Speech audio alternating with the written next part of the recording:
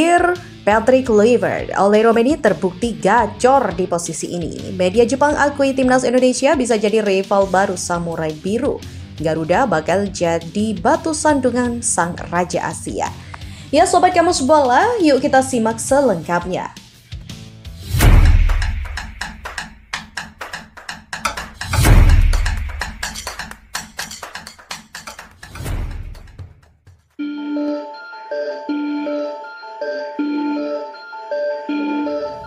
Ole Romeni mulai mendapat kepercayaan untuk selalu tampil sebagai starter di Oxford United. Menariknya, ia selalu dipasang sebagai penyerang dalam 2 laga terakhir.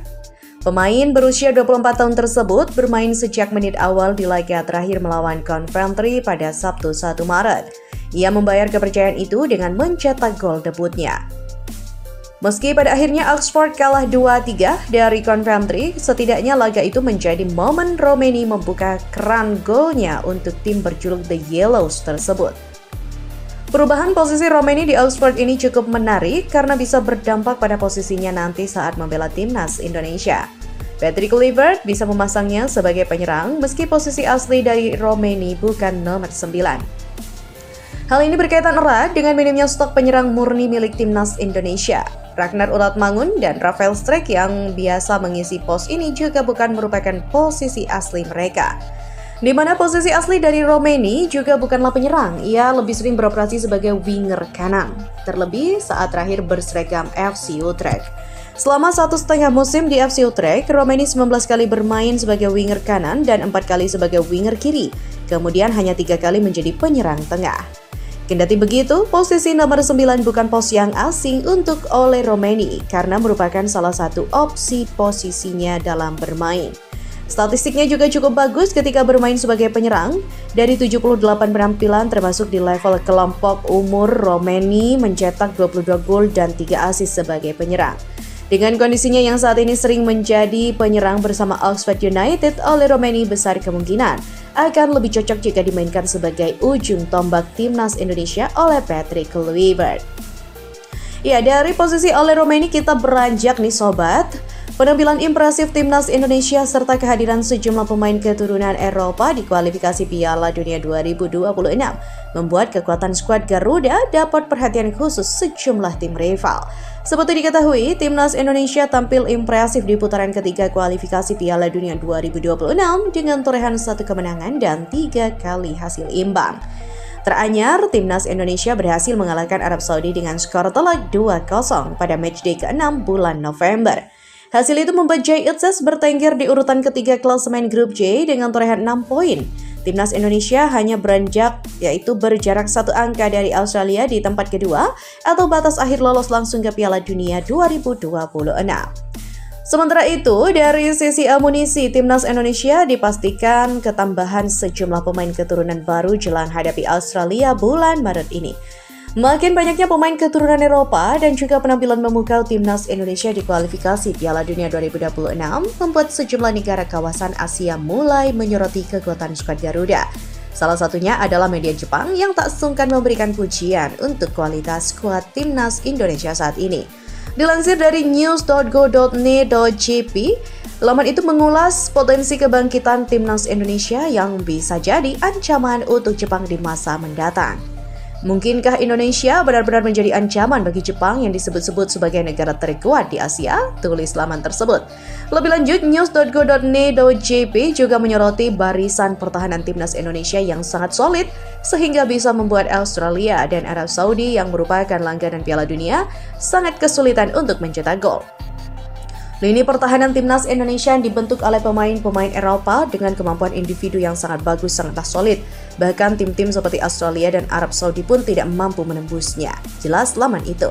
Puncaknya dalam ulasan tersebut, media Jepang itu juga memprediksi bahwa timnas Indonesia bisa jadi pesaing berat Samurai Biru di level Asia jika terus diperkuat pemain-pemain keturunan Grade A dari Eropa.